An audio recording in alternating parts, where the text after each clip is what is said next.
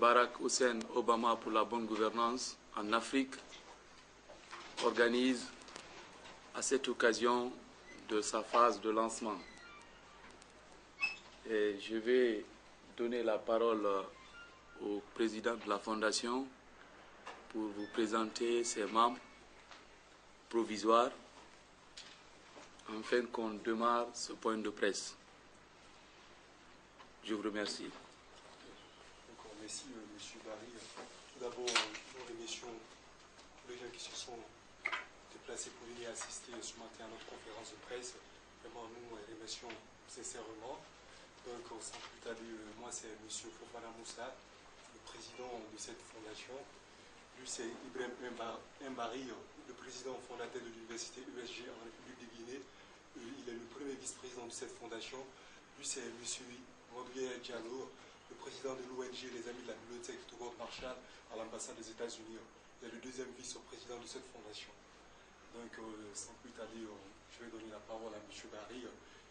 Il va un peu nous parler de la vision de cette fondation. Qu'est-ce que nous avons fait cette fondation? Bon, je vous remercie beaucoup, Monsieur le Président. Mais avant de parler de la vision, je pense qu'il faut parler de la naissance de la Fondation.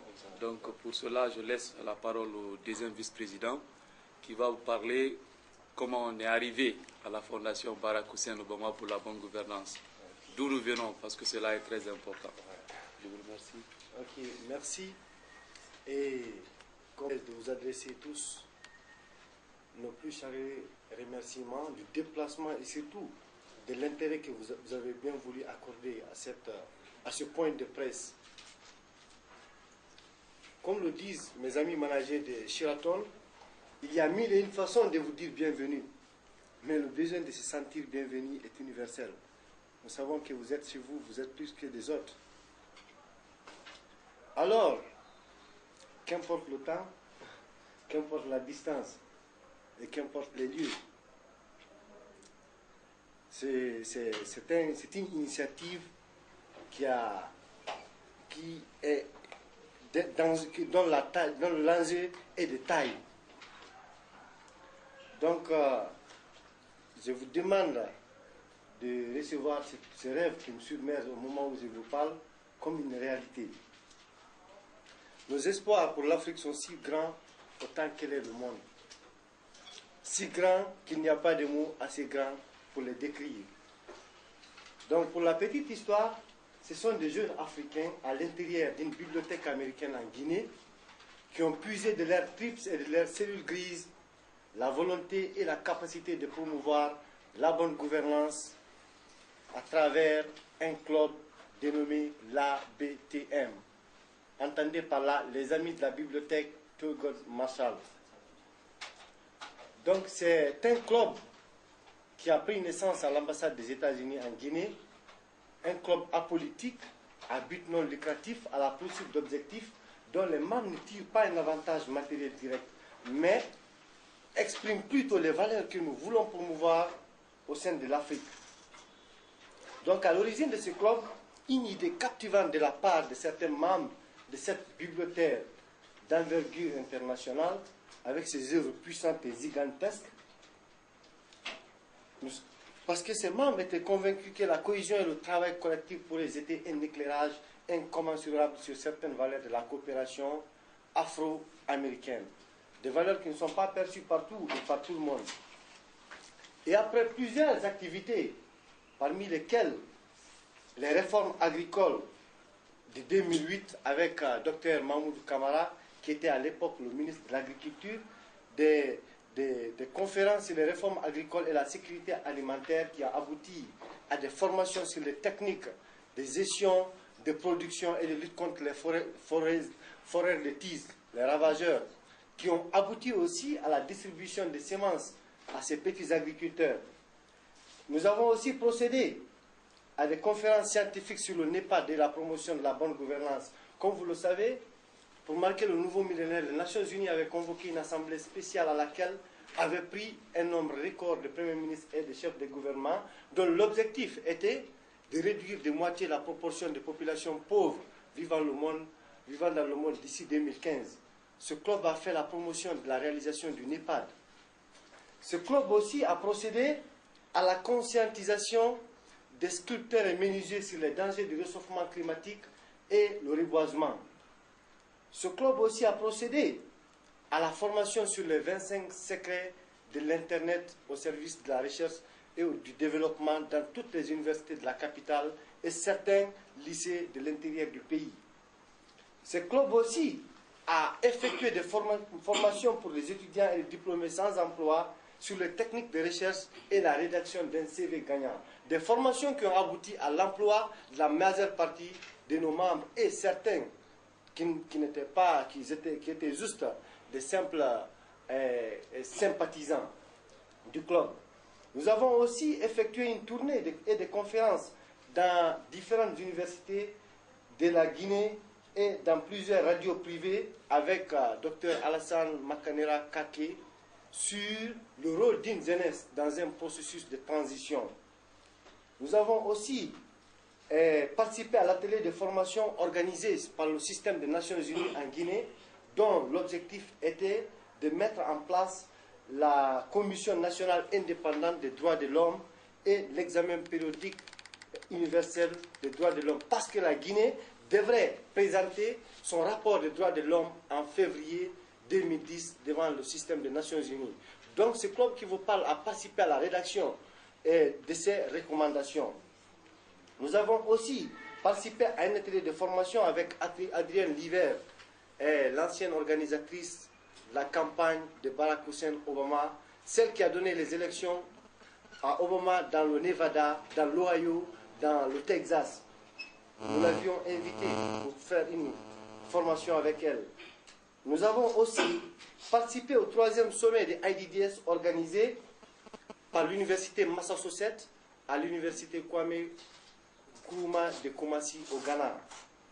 Nous avons aussi participé à des formations à l'ambassade des États-Unis en Guinée sur l'engagement des jeunes dans un processus électoral comme aux États-Unis avec le professeur Douglas Yates de l'université américaine de Paris. Ce club qui vous parle aussi a eu l'initiative de mettre en place un centre d'accueil et d'écoute pour enfants mendiants dont l'objectif est la réinsertion de tous les enfants mendiants de la capitale, de Conakry et de l'intérieur après dans un système éducatif ou dans la vie socio-professionnelle. Un projet qui a abouti à la scolarisation de 8 jeunes filles mendiantes et de 7 garçons mendiants. Nous avons aussi pensé à la création cette fois-ci d'une fondation Barack Hussein Obama pour la bonne gouvernance en Afrique. C'est dans ce tourbillon d'activités mentales que les esprits de l'ABTM et ceux de l'université ESG sont entrés en collision. Et du coup, l'idée de la fondation émergea. Comme pour le dire que les cerveaux ont tranquillement moissonné les leçons apprises au sein de l'ABTM, qui a éclairé par sa vision des individus pleins de cynisme, focalisés sur des routines de toujours. Comme nous avons compris que nous nous déplaçons positivement vers un avenir meilleur pour l'Afrique avec des ambitions toujours renouvelées, nous avons décidé cette fois-ci de procéder à la mise en place de cette fondation à Bamako, pour plusieurs raisons que notre ami va vous décrire tout à l'heure. Parce que ce club qui vous parle aussi a eu à son actif une université privée en Guinée, l'université ESG, entendez par là École supérieure des gestions. Nous avons aussi un cabinet d'études qui a procédé à l'emploi de beaucoup de jeunes en Guinée et qui fonctionne actuellement à merveille. Donc ce que nous avons à dire aujourd'hui, nous voudrions que chacun, que chaque entité, que chaque cellule nous rejoigne, parce que actuellement les herbes empoisonnées de la malgouvernance ont été enfermées dans les poubelles de l'histoire. Aujourd'hui, nous célébrons le lancement officiel d'une fondation dénommée Fondation Barack Hussein Obama pour la bonne gouvernance en Afrique. Nous allons créer pour la première fois en Afrique le jardin de l'idéologie pure, où chacun pourra s'épanouir à l'abri des pestes de la corruption des coups d'État et des contradictions confuses. Et oui, nous le pouvons, nous sommes convaincus. Donc, notre unification de la pensée est plus forte que n'importe quel bouclier sur terre. Parce que nous formons un peuple avec une volonté, une détermination et une cause. Et nous sommes convaincus que c'est possible.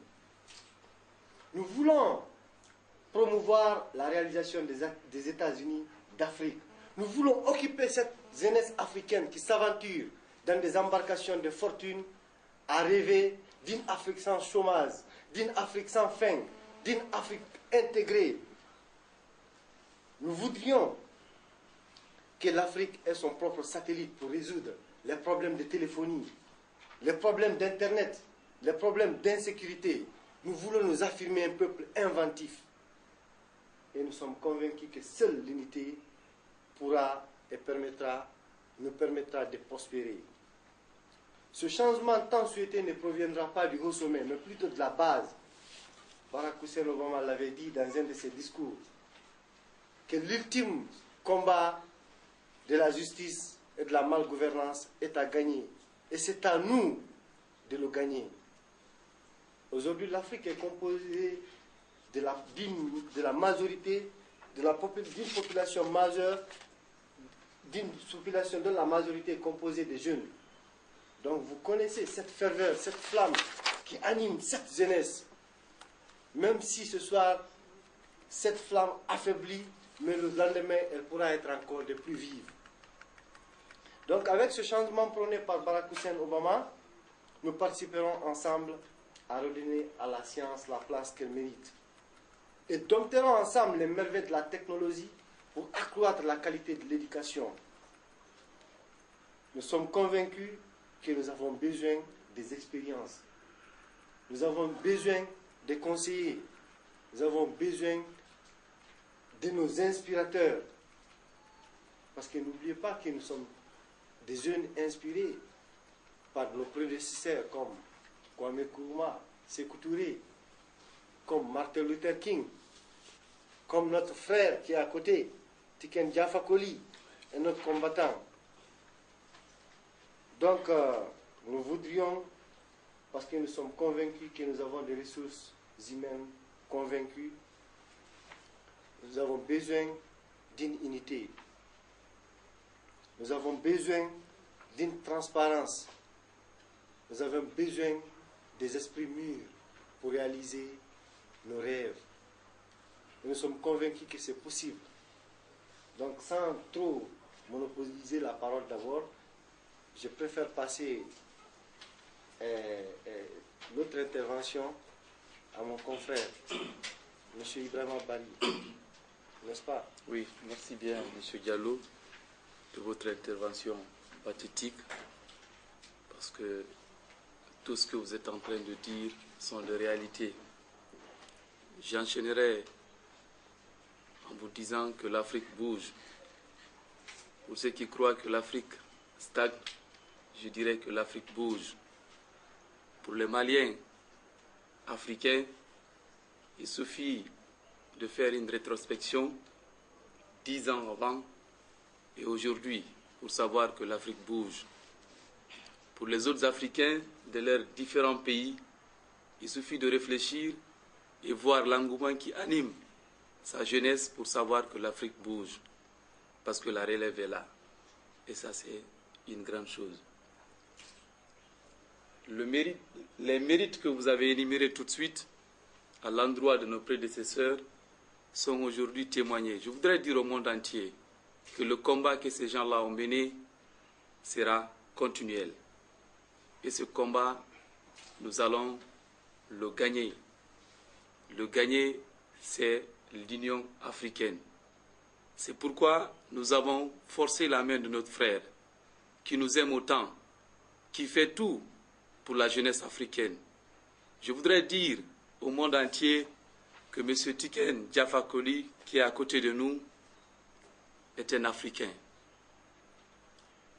Nous, Africains de Guinée, on ne s'est même pas de soucier. On ne s'est pas même pas soucié de savoir d'où il venait. Mais on a toujours pris en connaissance et en considération ces messages africains. Il n'a jamais intervenu pour faire plaire à quelqu'un, mais pour défendre les sans-voix.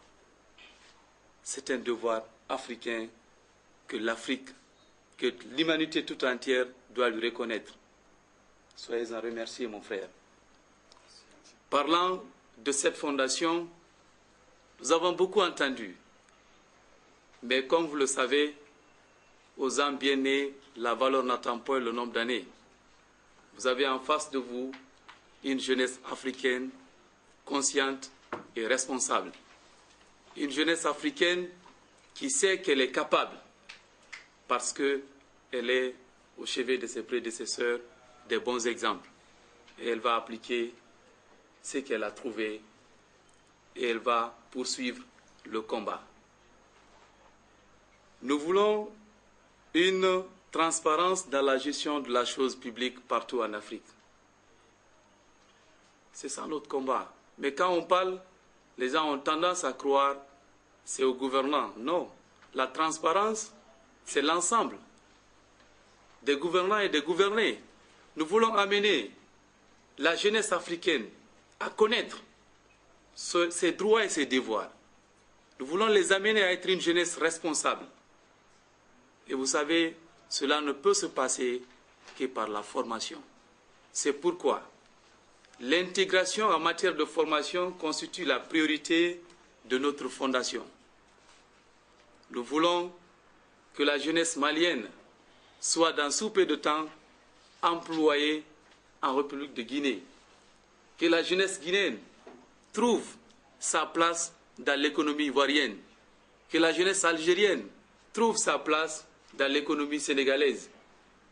Et cela ne peut se faire qu'en faisant des approches de compétences, qu'en zaugeant, en fait, en créant l'équilibre entre l'insuffisance et l'excédent. Parce que chacun est capable de quelque chose par là où il est, vu ses réalités. Nous savons que l'Afrique est pleine de richesses. Mais cela ne peut être exploité, ne peut être profitable à l'Afrique qu'à travers la connaissance. Et cette connaissance, nous allons la promouvoir. C'est notre priorité. Nous allons aider les sans-voix à intégrer le chemin de la connaissance. Ça nous fait très mal de voir dans les rues des enfants qui ne peuvent pas aller à l'école. Ça nous fait très mal. Nous allons le résoudre. Nous promettons devant l'humanité que nous allons nous battre pour que la jeunesse africaine soit alphabétisée, soit formée, une formation adéquate à l'emploi. Et ce combat, nous allons l'amener avec nos autorités qui bougent, qui avancent. Il faut le reconnaître. C'est pourquoi je ne pourrais pas continuer sans remercier nos hôtes de l'ambassade de la Guinée qui ont bien voulu nous honorer par leur présence et aussi les Maliens, parce que le ministère de l'Intégration nous a promis et qu'ils nous soutiennent. Je pense que ça, c'est une très bonne chose. Et vous savez, aujourd'hui, c'est une activité qui est au Bamako, la finale. C'est ce qui fait que vous ne voyez pas beaucoup de gens. C'est cela, qu'à cela nous tienne, nous tenons. Nous allons continuer ce combat. C'est pourquoi j'aimerais vous parler de l'organisation de cette fondation. Cette fondation a un cadre organique composé des structures suivantes. Il y a une structure organique qui sera composée d'un président, de 2 vice-présidents, des responsables sectoriels, parce que nous supposons que nous ne pourrons cerner le besoin d'emploi de la jeunesse africaine qu'en décelant les insuffisances au niveau sectoriel. C'est pourquoi, dans notre structure organique, nous aurons des responsables sectoriels dans chaque secteur d'activité. Nous voulons que toute la jeunesse africaine bénéficie d'une bonne éducation. Et cela ne peut se faire qu'en diagnostiquant les insuffisances de nos systèmes éducatifs. Nous nommerons ou nous mettrons des jeunesses responsables, capables à réfléchir sur le système éducatif africain pour faire des approches de réalité, afin que nous aboutissions vers un système éducatif continental. C'est notre objectif. Pour que quelqu'un puisse étudier au Mali et qu'il puisse utiliser la formation qu'il a acquise au Mali en Algérie, vu les réalités économiques d'Algérie. C'est notre objectif. Et nous aurons dans la même structure organique les services spécialisés de coordination. Parce qu'imaginez, la fondation Barack Hussein Obama pour la bonne gouvernance est une fondation africaine. Vous imaginez le nombre de pays africains qui abriteront obligatoirement des pôles régionaux. C'est pourquoi je suis désolé parce qu'on n'a pas le microprojecteur, je voudrais vous montrer un peu la configuration des différents pôles régionaux de notre fondation. Si vous prenez le pôle régional de l'Afrique de l'Ouest, vous avez les différents pays de l'Afrique de l'Ouest dont le bureau de coordination sera ici à Bamako. Et tous les pays de l'Afrique de l'Ouest, aucun pays n'est ignoré. Et vous aurez aussi le pôle régional de l'Afrique centrale, composé de l'ensemble des pays d'Afrique centrale, dont le bureau régional sera choisi dans un pays modèle de démocratie et de bonne gouvernance, dont les réalités aussi sont purement africaines, qui a marqué par ses preuves dans l'histoire africaine. Donc, il y aura également le pôle régional de l'Afrique du Nord, qui sera composé de l'ensemble des pays de l'Afrique du Nord. Et dans chaque pays, il y aura une antenne de la fondation. Et il y aura aussi le pôle régional de l'Afrique de l'Est. Donc c'est pour dire, et enfin il y aura le pôle régional de l'Afrique australe. Une façon de dire que la fondation Barack Hussein Obama est réellement africaine. Pour cela, il faudrait que des structures répondent à l'aspiration, à la vision de la fondation. Et après cette structure organique, nous allons promouvoir la mise en place de ce qu'on appelle le Conseil de l'ordre de mérite de la bonne gouvernance en Afrique. Ce conseil n'intéressera pas seulement les chefs d'État. Quand on parle de bonne gouvernance, c'est une action de tout le monde. Il y a des personnalités qui ont servi en Afrique dans leurs départements respectifs ou dans leurs ONG et organisations et qui doivent être immortalisés par leurs œuvres pour l'intérêt supérieur de l'Afrique. Nous devons répertorier toutes les personnes et toutes ces bonnes personnes qui vont figurer au sein de cette fondation dans le Conseil de l'ordre du mérite de la bonne gouvernance en Afrique. Et il y aura un troisième organe de fonctionnement de la fondation qu'on appelle le Conseil pour la promotion de l'intégration africaine. Nous pensons que la jeunesse doit promouvoir l'intégration africaine. Nous n'avons aucune autorité, mais nous devons promouvoir l'intégration africaine. C'est en cela qu'on verra réellement un continent africain qui bouge. Et rassurez-vous que cette fondation œuvrera dans le sens de l'intégration africaine, dans sa promotion, bien sûr. Et ce sont les différentes structures organiques qui permettront à cette fondation de fonctionner, du pôle régional jusqu'au niveau des cellules par pays. Concernant le choix de Bamako pour abriter le bureau de la coordination de l'Afrique de l'Ouest, je voudrais dire tout simplement ou rappeler ce que nous avons déjà dit, que nous restons dans l'esprit de nos prédécesseurs. Nous restons dans l'esprit du mérite des leaders africains qui ont toujours aspiré voir une Afrique unie. Et tout le monde sait que Bamako a été toujours le lieu de rencontre historique des Africains. Nous savons que RDA a été créé à Bamako. Rien qu'à cela, nous voulons respecter cette volonté d'intégration qui a été témoignée par la création de RDA à Bamako pour faire honneur à nos prédécesseurs, pour leur dire que le combat qu'ils ont mené a été un combat gagné parce que les messages qu'ils ont véhiculés sont bien perçus par la jeunesse africaine. C'est pourquoi nous avons choisi Bamako pour abriter le bureau de la coordination de l'Afrique de l'Ouest. Nous rassurons toutes les autorités africaines que notre vision est d'être un instrument de promotion. Nous n'avons aucune autorité, mais nous serons un instrument de promotion pour le développement de l'Afrique. Tout ce que nous voulons en Afrique, c'est de voir une jeunesse qui pourra accéder à des soins de santé équitables, sans aucune discrimination, qui pourront bénéficier des formations de qualité d'une façon équitable, qui pourront avoir une justice équitable. Et nous ferons la promotion de cela. C'est pourquoi je voudrais vous expliquer un peu des objectifs spécifiques de la Fondation. Nous allons faire la promotion de la bonne gouvernance en Afrique à travers des stratégies et des méthodes adéquates. Nous allons assurer à l'Afrique un espace de référence de base de données dans tous les secteurs d'activité.